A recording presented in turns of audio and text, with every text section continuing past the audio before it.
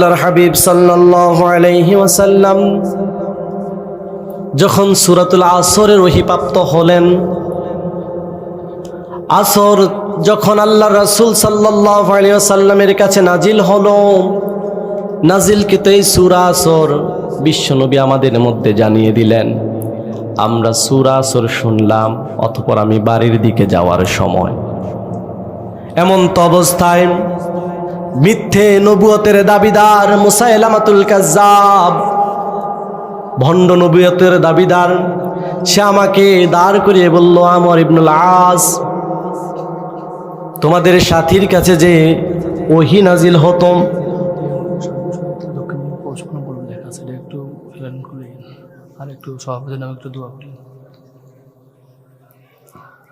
আমর ইবনুল আস রাদিয়াল্লাহু তাআলা আনহু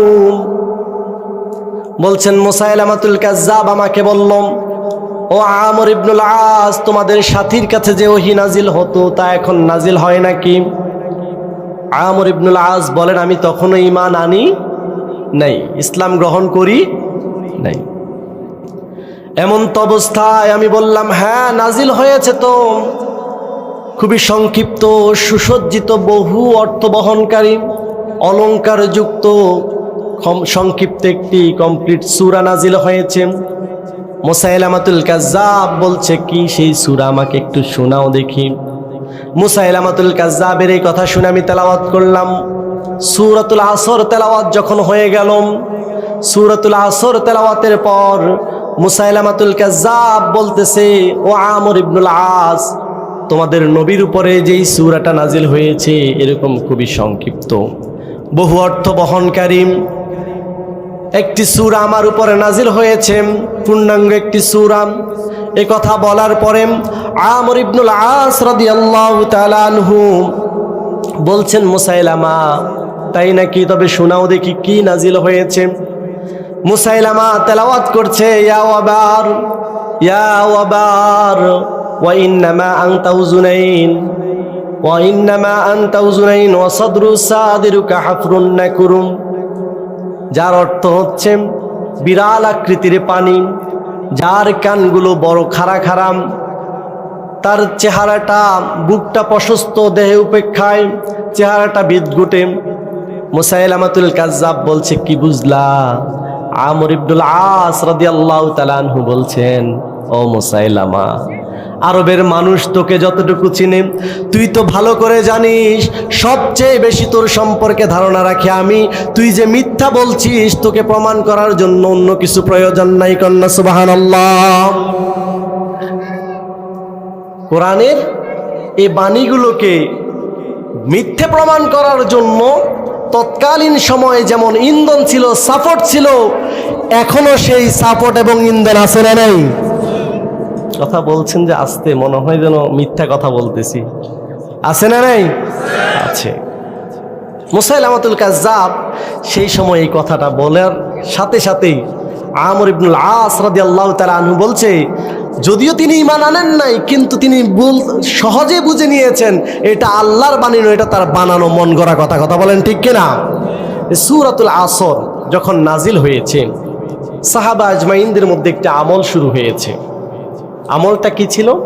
একজন সাহাবী অপরজনের সাথে, অর্থাৎ দুইজন সাহাবীর যদি সাক্ষাৎ হতো, একে অপর থেকে বিদায় নিতেন না ততক্ষণ পর্যন্ত, যতক্ষণ পর্যন্ত না একে অপরকে সূরা আসর তেলাওয়াত করে শোনায়। কন্যা সুবহানাল্লাহ। আমরা দেখা হলে বন্ধুকে ভালোর খোঁজখবর জিজ্ঞেস করি না? পারিবারিক হাল অবস্থা জিজ্ঞেস করি না? সর্বশেষ দোয়ার দরখাস্ত নিয়ে বিদায় নিয়ে কি নিই না? ঠিক একই পরিস্থিতি ছিল। সাহাবা আজমাইন বিদায় নিতেন না ততক্ষণ পর্যন্ত, যতক্ষণ পর্যন্ত না একে অপরকে সূরাতুল আসরের তেলাওয়াত না শুনাতেন। কন্যা সুবহানাল্লাহ। হযরত ইমাম শাফি রাহিমাহুল্লাহ বলেন, পৃথিবীবাসীর জন্য আল্লাহ রাব্বুল আলামিন যে কোরআন নাজিল করেছে 114টি সূরা, এই 114টি সূরা দরকার নাই, শুধু সূরাতুল আসর যদি কোনো মানুষ মনোযোগ দিয়ে শোনে এবং পড়ে, তবে তার জন্য এটাই কল্যাণকর এবং এটাই তার জন্য হেদায়েতের জন্য যথেষ্ট হয়ে যাবে। সুবহানাল্লাহ। সূরা আসর, এই সূরাটা কোরআনুল কারীমের 103 নম্বর সূরা। কত নম্বর সূরা? 103 নম্বর সূরা। এই সূরার মধ্যে আয়াত রয়েছে 3টি, রুকু রয়েছে একটি। এই সূরাটা হিজরতের পূর্বে নাজিল হওয়ার কারণে সূরাটাকে বলা হয় মক্কি সূরা। কথা বোঝেন আমার? এই সূরার বিষয়ে মুফাসসিরিন ইকরাম নামকরণের বিষয়ে 3টা মতামত দিয়েছে, তার মধ্যে 2টা মত একই রকম, যার ফলে আমরা 2টা মত ধরব।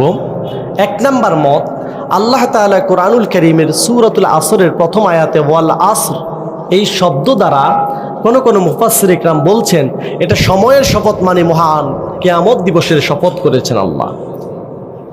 অন্যদল মুফাসসির ইকরাম বলতেছেন এটা সালাতুল আসরের ওয়াক্তের কসম করেছেন। সুবহানাল্লাহ কইবেন না? ওদের দলিল কি? ওরা বলছেন যে আল্লাহ তাআলা সূরাতুল আসর সম্পর্কে কোরআনুল কারীমে আয়াত নাজিল করেছেন, হাফিযু আলাস সালাওয়াতি ওয়াস সালাতিল উসতা, যে তোমরা দিনের মধ্যবর্তী সালাতটাকে যত্ন করো, হেফাজত করো। মুহাদ্দিসিন ইকরামের মধ্যে অন্যতম ইমাম তিরমিজি রাহিমাহুল্লাহ তার সালাত অধ্যায়ের মধ্যে, সুনানুত তিরমিজি সালাত অধ্যায়ের মধ্যে আসরের সালাত বিষয়ে রাসূল সাল্লাল্লাহু আলাইহি সাল্লামের একটি হাদিস নিয়েছেন। যে হাদিসটা এমন, আল্লাহ রাসূল সাল্লাল্লাহু আলাইহি সাল্লাম বলছেন, ও আমার সাথীরা, ও আমার সাহাবীরা, তোমাদের মধ্যে কেউ যদি সমস্ত সম্পদ হারিয়ে ফেলে, তার স্ত্রী সন্তান হারিয়ে ফেলে, সে কি ক্ষতিগ্রস্ত হবে না? সে কি নিঃস্ব নয়? সে কি দেউলিয়া হয়ে যাবে না?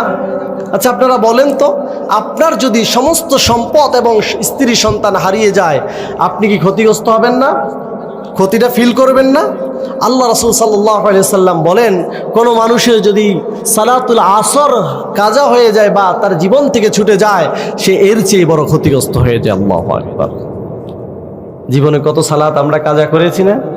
ইচ্ছায় অনিচ্ছায়। আল্লাহ আমাদেরকে মাফ করুক, সকলে আমিন। সালাতুল আসরের প্রতি যত্নবান হওয়ার তৌফিক দান করে, সকলে আমিন। দ্বিতীয় আয়াতে আল্লাহ তাআলা নাজিল করেছেন, ইন্নাল ইনসানা লাফি খুসর, নিশ্চয়ই মানুষ ক্ষতির মধ্যে নিমজ্জিত আছে। ক্ষতির মধ্যে নিমজ্জিত আছে। এখানে ইনসান শব্দটা যদিও এক বচন গ্রহণ করেছে, ইনসান শব্দের অর্থ মানুষ, কিন্তু মানুষ তো একটা জাতি, জাতি কিনা? মানুষ একটা জাতি আল্লাহর সৃষ্টির মধ্যে। এখানে মানুষ বলতে হিন্দুদের কি বাদ দেওয়া হয়েছে? বুঝে থাকলে আওয়াজ দিবেন। হিন্দুদেরকে বাদ দেওয়া হয়েছে, খ্রিস্টানদেরকে বাদ দেওয়া হয়েছে, বৌদ্ধদেরকে বাদ দেওয়া হয়েছে, মুসলমানদেরকে বাদ দেওয়া হয়েছে। সমগ্র জাতিকে আল্লাহ উল্লেখ করে বলছেন, ইন্নাল ইনসানা লাফি খুসর, নিশ্চয়ই মানুষ ক্ষতির মধ্যে নিমজ্জিত আছে। এই ক্ষতির মধ্যে নিমজ্জিত যে মানুষ আছে, সে মানুষের মধ্যে আমি আর আপনি আছি না নাই? জোরে বলেন, আছি না নাই? এবার একটা উদাহরণ দিই। ধরেন আপনাকে কাঁচামালের দোকানে চাকরির জন্য দেওয়া হলো। এখন আপনি কাঁচামালের দোকানে গিয়ে চাকরি করতেছেন। প্রথম দিনে দেখলেন 1 কেজি আলু কেনা হয় 8 টাকায়, বিক্রি করা হয় 18 টাকায়। লাভ কত? 10 টাকা লাভ হয়। এখন আপনি যদি এই 10 টাকা লাভ দেখে বাড়িতে চলে আসেন, আর চাকরি করা লাগবে না, বাড়ির সমস্ত জায়গা জমিন যা আছে সব বিক্রি করে দিয়ে 1000 টন আলু কিনলেন। আলু বিক্রি করে একদিনেই কোটিপতি হয়ে যাবেন। এমন তো অবস্থায় যেই দোকানে আপনি চাকরি করেন, সেই দোকান মালিক বলতেছে তুমি ক্ষতির মধ্যে নিমজ্জিত আছে, তুমি ক্ষতির মধ্যে নিমজ্জিত আছো। এই কথাটা যদিও আপনি বোঝেন নাই বা বুঝতে চান নাই, আসলে দোকানদার আপনার যে মহাজন ছিল, সে যে বলছে আপনি ক্ষতির মধ্যে আছেন, কথাটা সে বুঝে বলছে না বুঝে বলছে? এখন আপনি আনলেন 1000 টন আলু কিনে আনলেন।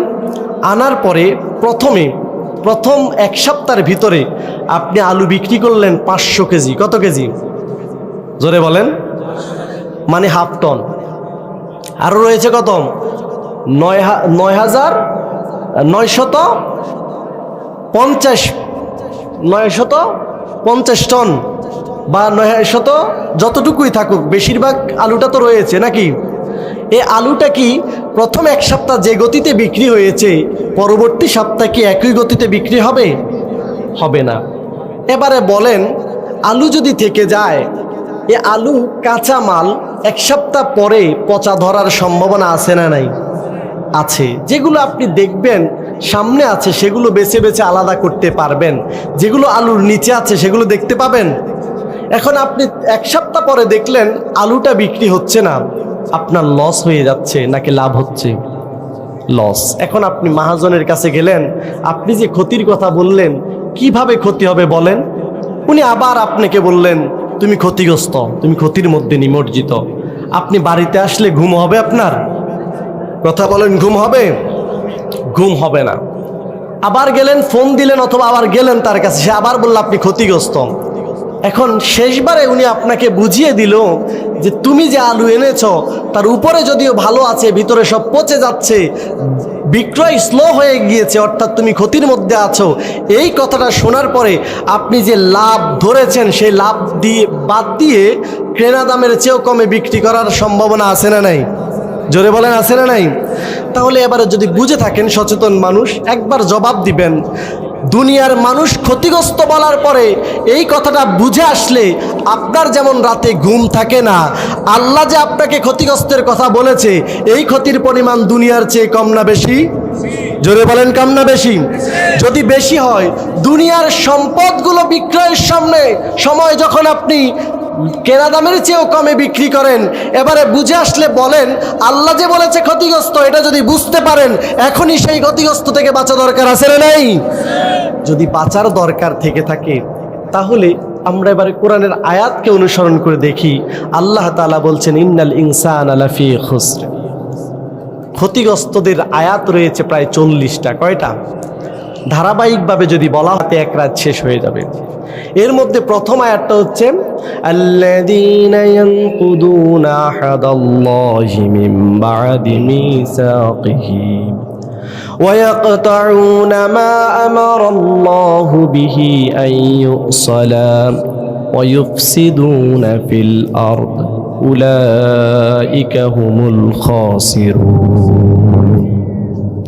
যারা আল্লাহর সাথে ওয়াদা করেছেন অতঃপর ওয়াদা ভঙ্গ করেছে এবং জমিনের মধ্যে ফাসাদ সৃষ্টি করেছে। কয়টা বলেছে? 3টা। 1 নম্বরে যারা আল্লাহর সাথে ওয়াদা করেছে এবং ওয়াদা ভঙ্গ করেছে। 2 নম্বর ওয়াদা ভঙ্গ করে ফেলেছে। 3 নম্বর জমিনের মধ্যে ফাসাদ সৃষ্টি করেছে। এই 3টা গুণ যাদের মধ্যে আছে তারা সবাই ক্ষতিগ্রস্ত। ঘোষণা কার? বিশ্বাস হয় কি হয় না? এবার আসেন মাঝামাঝি অবস্থায় কোথায় বলেছে ক্ষতির কথা? কুল কাফা বিল্লাহি বাইনি ওয়া বাইনাকুম শাহিদা। সূরা আনকাবুতের মধ্যে বলছেন ওয়াল্লাযীনা আমানু বিল বাতিলি ওয়া কাফারু বিল্লাহ উলাইকা হুমুল খাসিরুন। যারা আল্লাহর উপর থেকে ঈমান সরিয়ে বাতিলের উপর ঈমান রেখেছে, আল্লাহ বলছেন তারা সবাই ক্ষতিগ্রস্ত।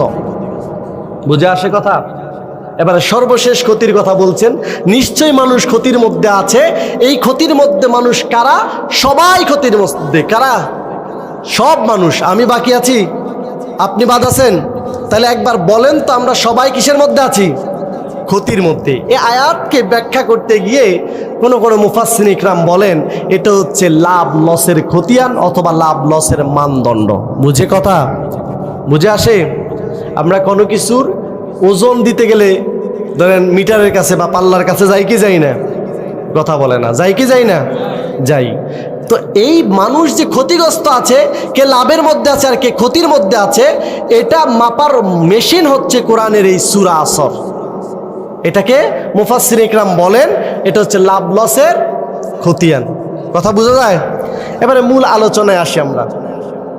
আল্লাহ তাআলা ক্ষতিগ্রস্তদের তালিকা দিয়েছেন এবং কারা ক্ষতিগ্রস্ত নয় তাদের তালিকা করে দিয়েছেন। আল্লাহ রাব্বুল আলামিন বলেন ইল্লাল্লাযীনা আমানু, শুধু তারা ব্যতীত যারা ঈমান এনেছেন, ওয়া আমিলুস সালিহাত, এবং আমলে সালেহা করেছে। আমরা যারা আছি সবাই কি ঈমানদার? কথা যে বাইর হয় না। ঈমান আনি নাই আমরা? ঈমান আনছি তো। ঈমানের বিষয় মৌলিক 7টা বিষয়ের উপরে 3 জিনিস দ্বারা স্বীকৃতি দেওয়া হচ্ছে ঈমান। বুঝেন তো? 3 জিনিসকে ইকরার বিল লিসান, তাসদীক বিল জানান, আমল বিল আরকান। জবানে স্বীকৃতি দেওয়া, অন্তরে বিশ্বাস করা, কাজে পরিণত করার নাম হচ্ছে ঈমান। কিসের উপরে? শরীয়তের সমস্ত বিধান বুঝে আসুক বা না আসুক, সকল কিছু দেখতহীন কণ্ঠে আপনার বুঝে আসুক বা না আসুক, আপনার মেনে নেওয়ার নাম হচ্ছে ঈমান। এক কথা, এটা হলো সংজ্ঞা। শরীয়তের কোনো বিষয় আল্লাহ বলেছেন, রাসূল বলেছেন, এটা আপনার বুঝে আসুক বা না আসুক, এটার উপরে ঈমান, এটা বিশ্বাস করা, মেনে নেওয়াটাই হচ্ছে ঈমান। এটা আপনার পক্ষে যেতে পারে, বিপক্ষে যেতে পারে, এটা আপনি মেনে নেওয়ার নাম কি? ঈমান। ও আমিলুস সালিহাত, আমলে সালেহা হচ্ছে ওইটাই যেটা আপনি রাসূল সাল্লাল্লাহু আলাইহি সাল্লামের সুন্নাহ, আল্লাহর হুকুম কেন্দ্রিক, আল্লাহর হুকুম অনুযায়ী রাসূল সাল্লাল্লাহু আলাইহি সাল্লামের সুন্নাহ মোতাবেক ঘুম থেকে ওঠা থেকে শুরু করে ঘুমানো পর্যন্ত সবটাই হচ্ছে আমলে সালেহা। কান্না সুবহানাল্লাহ। নামাজের মধ্যে আছে না নাই? যাকাত আছে না নাই? সাদাকা আছে না নাই? অর্থাৎ টোটাল প্যাকেজটাই হচ্ছে আমলে সালেহা। শুধু আল্লাহর হুকুম, রাসূলের সুন্নাহ থাকতে হবে। এই দুইটা শর্ত অনুযায়ী যা করবেন, ঘুমানোটা পর্যন্ত আমলে সালেহা। কান্না সুবহানাল্লাহ। তাহাজ্জুদ প্রতিদিন পড়তে পারেন এমন কে আছেন? হাত তোলেন। পড়তে পারেন? পড়তে পারেন না, কিন্তু আল্লাহ রাসূল সাল্লাল্লাহু আলাইহি সাল্লাম বলেছেন, যদি কোনো বান্দা সালাতুল ইশা জামাতে পড়ে এবং ফজর জামাতে পড়ে, সারা রাত তাহাজ্জুদ পড়ার সওয়াব দেওয়া হয়। কন্না সুবহানাল্লাহ। এত আস্তে কইলেন সুবহানাল্লাহ। ওয়া তাওয়াসাউ বিল হক, আমলে সালেহা বুঝতে পেরেছেন? এবার আসুন, ওয়া তাওয়াসাউ বিল হক। ওয়া তাওয়াসাউ বিল হক হচ্ছে পরস্পর পরস্পরকে হকের দাওয়াত দেওয়া। কিসের দাওয়াত দেওয়া? হকের দাওয়াত দেওয়া। এটাতে একটু কষ্ট। ক্ষতি থেকে বাঁচতে চান কি চান না? ক্ষতি থেকে বাঁচতে হলে যেটা করলে ক্ষতি হবে না, আমি ক্ষতির মধ্যে থাকবো না, এটা জানা দরকার আছে না? এবার আসুন, হকের পথে দাওয়াত দেওয়াটা কেমন হবে, হক পথের আহ্বানটা আপনি করেন কিনা সেটা একটু যাচাই করেন। আপনি কি 5 ওয়াক্ত নামাজে আসার সময় আপনার সন্তানকে, আপনার প্রতিবেশীকে 5 ওয়াক্ত নামাজের কথা বলতে পারেন? আপনি কি সৎ পথে কাজ করার জন্য, উপার্জন করার জন্য বলতে পারেন? পারেন না। তার মানে আমরা এই হকের পথে দাওয়াতি কাজটা, যেটা পরস্পর পরস্পরকে বলার বিষয়, সেটা পারি না। কারণ কি? এটা বলতে গেলে আমাদেরকে প্রথম বাধা দিবে হয়তো আমাদের পিতা। কথা বলেন ঠিক কিনা? হক পথের কথা বললে বাধা হতে পারে আপনার ভাই, হক পথের কথা বললে বাধা হতে পারে আপনার মসজিদের